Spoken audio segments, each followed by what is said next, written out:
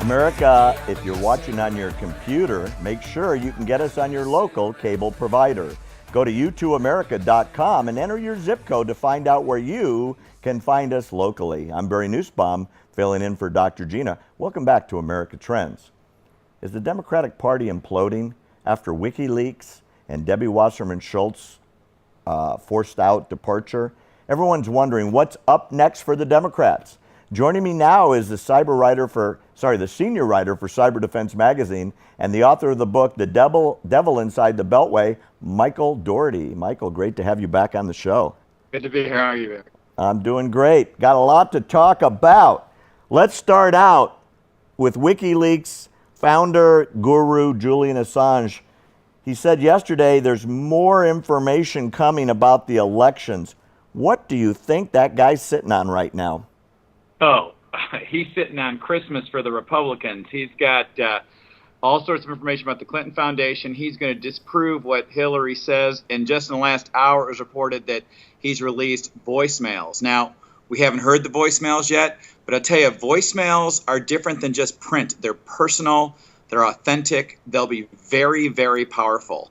And if those voicemails conflict with what came out of people's mouths, you can count on the media doing a comparative. And you've just got flat out lying and then observing all this media spin. This is going to torch more than the Democratic Party. You're seeing a big paradigm shift here in politics. This is lying and secrets are not going to be part of the game in the future with this type of technology involved. Well, before I ask you what might be coming, let me ask you sort of a sideline question, Michael.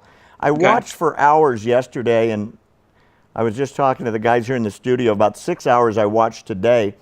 Every single member of either the DNC or their talking heads and spokespeople, as soon as they ask about why did staff say this stuff, it was racist, it was anti-Semitic, it was anti-woman, it was anti-Bernie.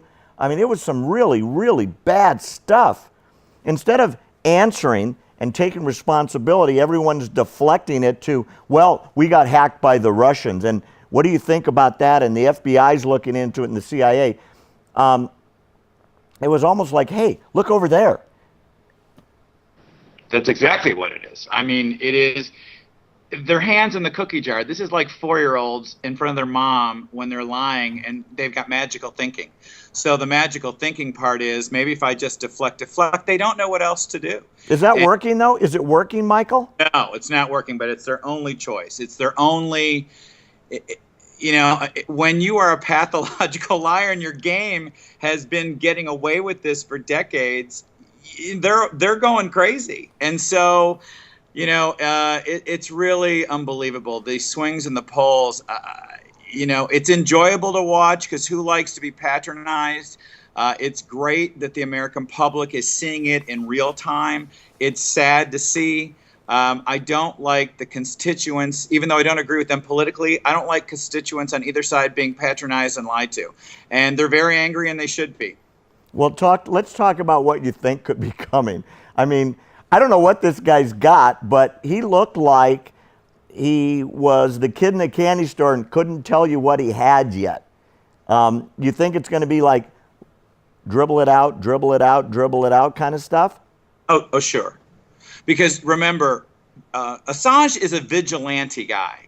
He is vigilante justice right now. He's the 21st century Paul Revere, and he is not really partisan. He just can't stand political power, lying and abusing citizens. And so he's a strategist, and he wants the most impact possible. You're not dropping your biggest hits right at the party. You're going to drop your biggest hits closer. And he's setting it up. If you just follow his string on WikiLeaks, this guy doesn't lose his credibility by making things up.